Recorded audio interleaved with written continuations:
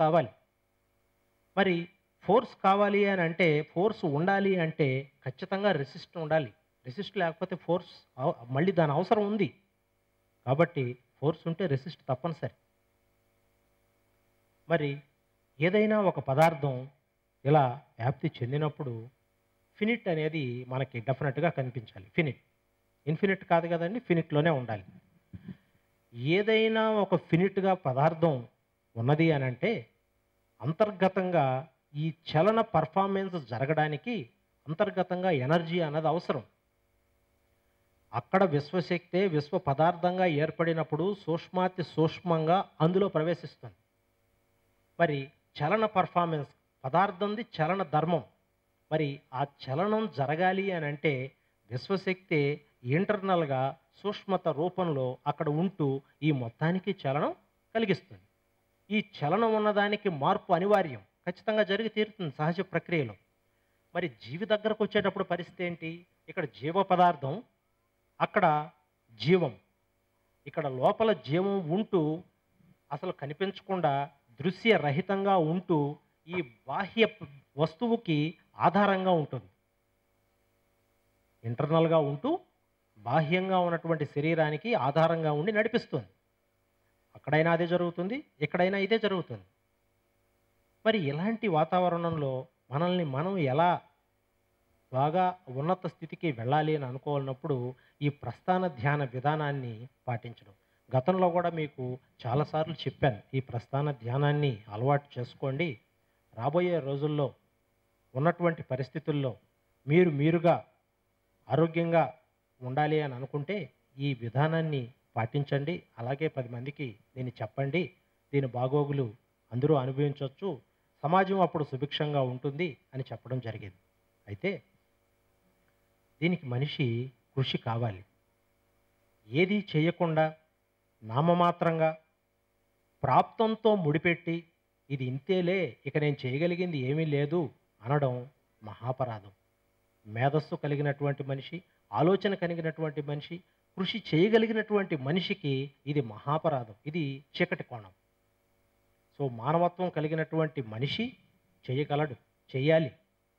అందుకే మామూలుగా మనిషి, మనీషి, ఋషి, రాజర్షి, దేవఋషి.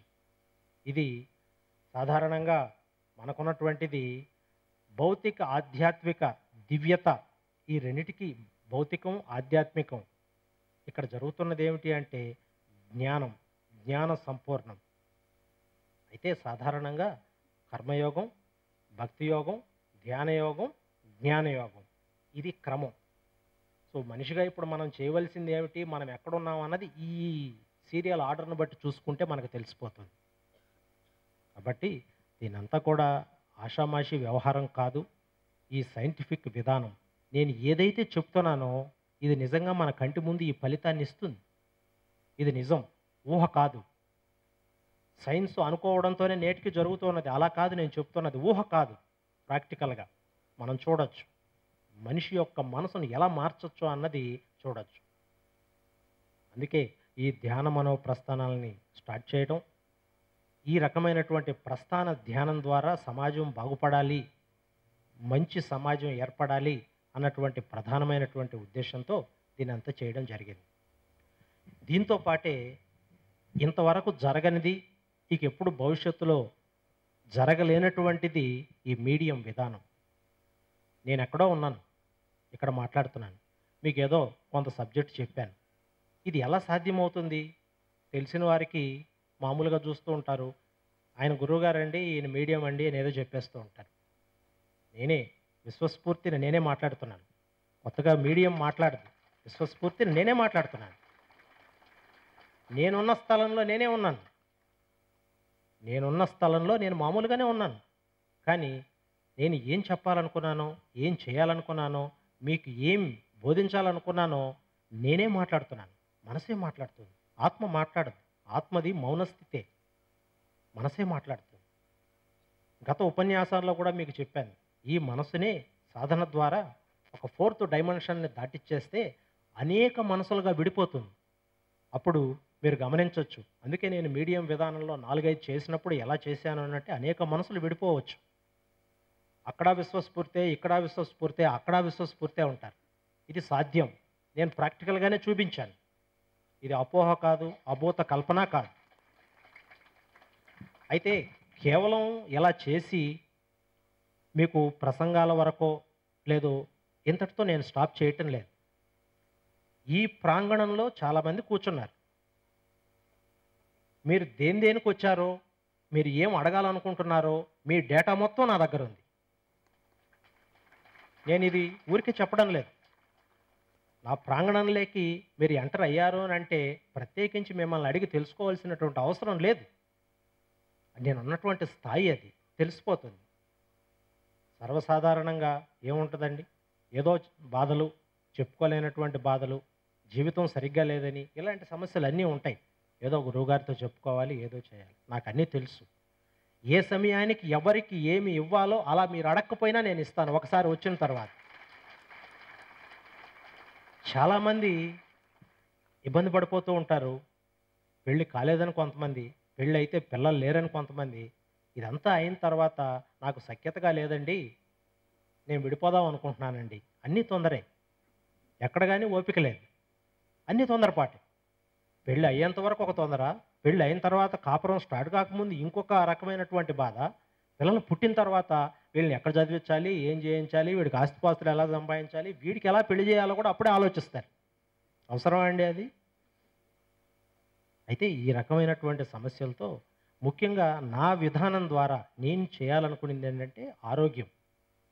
అనేకమైనటువంటి సమస్యలతో అర్థం కాకుండా ఈనాటి వైద్య విధానం ఎలా ఉన్నది అంటే అది ఏమిటో కూడా తెలుసుకోలేనటువంటి స్థితిలో ఇది ముదిరిపోతుంది బాగా. ఇది అందరికీ మీకు తెలుసు. అంటే అక్కడ ప్రాబ్లం ఏమున్నదో తెలుసుకునే లోపే, ఈ విధానాల ద్వారా తెలుసుకునే లోపే అది ఇంకొక స్థాయిని చేరుకుంటుంది. అలాంటి విధానంలో మీ లైఫ్ స్టైల్ని మార్చండి, మీ జీవన శైలిని కాస్త మార్చండి. దీనికి ఏం ఖర్చు ఏం లేదు కదండి. డబ్బులు మీరు ఏదో పెట్టుబడి పెట్టాల్సినటువంటి అవసరం ఏం లేదు కదా. ఇదేదో వ్యాపార లావాదేవీలు కాదు కదండి. కాస్త ఉన్న పుస్తకాలని అలా తిరగేసి చదవండి. దీనివల్ల ఏమవుతుంది, కొంత జ్ఞానం లభిస్తుంది. జ్ఞానమే మోక్షం చెప్పారు కదా. ఈ మోక్షం దాని గురించి ఇంకెందుకులే, ఏదో రకరకాలుగా మళ్ళీ వెళ్ళిపోతున్నట్టు. సో జ్ఞానమే మోక్షం కాబట్టి ఈ జ్ఞానాన్ని మీరు సాధించినట్లయితే, ఉన్న స్థితి నుంచి ఉన్నత స్థితికి ఎదిగినట్లయితే మన జీవన శైలి మొత్తం మార్పుకు శ్రీకారం చుట్టబడుతుంది. ఇలా రావాలి మార్పు. అంతేకాని ఊరికే అలా కూర్చొని సమాజం అంతా ఇలా భ్రష్టు పట్టిపోయిందండి, సమాజం అంతా ఎందుకు పనికిరాదండి, అలా మనం ఈ వేదికల మీద ఎక్కి అలా చెప్పడం ఓకే. ఉన్న వాస్తవాన్ని వాళ్ళు చెప్తున్నారు అనుకోండి. పరిష్కారం ఎవరు చెప్పాలి? పరిష్కారం కావాలి. సమస్య గురించి, సమస్య అక్కడ అది ఉంది ఇది ఉంది అని చెప్పడం అందరి వంతు, అందరూ చెప్తారు. పరిష్కారం కావాలి. మరి సమస్యతోనే మన జీవితం కాలగర్భంలో కలిసిపోతే పరిష్కారం జరిగేది ఎప్పుడు, మనం ఆనందం అనిపించేది ఎప్పుడు? మనం పుట్టింది దుఃఖాల్లో పడి ఏడవటానికి కాదు, సుఖాన్ని ఆనందించాలి. ఇది ద్వంద్వ జీవితం, రెండూ ఉంటాయి. నాకు కష్టాలే వద్దు అంటే కుదరదు, ఉండాలి. ఇది ద్వంద్వ జీవితం, పదార్థంతో కూడుకున్నటువంటిది, ఏకత శక్తి కాదు. సో పదార్థ జీవితంలో సుఖాలు ఉంటాయి, దుఃఖాలు ఉంటాయి. అయితే ఈ రెండు కాకుండా స్టాయిక్ సెన్స్ను డెవలప్ చేసుకోవాలి. అప్పుడు కష్టాలు వచ్చినా సుఖాలు వచ్చినా ఒకలాంటి ఆ స్టాయిక్ సెన్స్లో ఎలా ఉండగలుగుతామంటే ప్రస్థాన ధ్యానం ద్వారా సాధ్యమవుతుంది. అది కూడా ప్రాక్టికల్గా కనిపిస్తుంది. సమాజంలో ఉంటూనే, సమస్యల మధ్య ఉంటూనే మనవంతు మనం ఆనందంగా బతకగలం, ఇంకో 10 మందిని అలా ఆనందంగా ఉంచగలం. మరి ఎలాంటి విధానాన్ని మీరు స్వీకరణ చేసి వాటిని సాధన రూపంలో కొంత స్థాయి వరకు తీసుకెళ్ళినట్లయితే అప్పుడు మనం మంచి సమాజాన్ని చూడవచ్చు. సో ఇదంతా కూడా కారణం, మనం ఉన్నంతకాలం మన బాగోగులు, మనకు సంబంధించినటువంటి అంశాలు ఇవి బాగా ఉండాలి, బాగా జరగాలి. ఇది ప్రతి ఒక్కరూ కోరుకునేదే. పరిష్కారం మరి ఎక్కడి నుంచి లభిస్తుంది అన్నది ప్రధానమైన ప్రశ్న. ఈరోజు నాకు తెలిసి కొన్ని పరిష్కార మార్గాల్ని చూపించానని నేను అనుకుంటున్నాను. ఆ పరిష్కార మార్గం గుండా వెళ్ళడానికి ప్రయత్నం చేయండి. ఆనందంగా జీవించడానికి మీరు పునాదిగా ఈరోజు స్టార్ట్ చేయండి.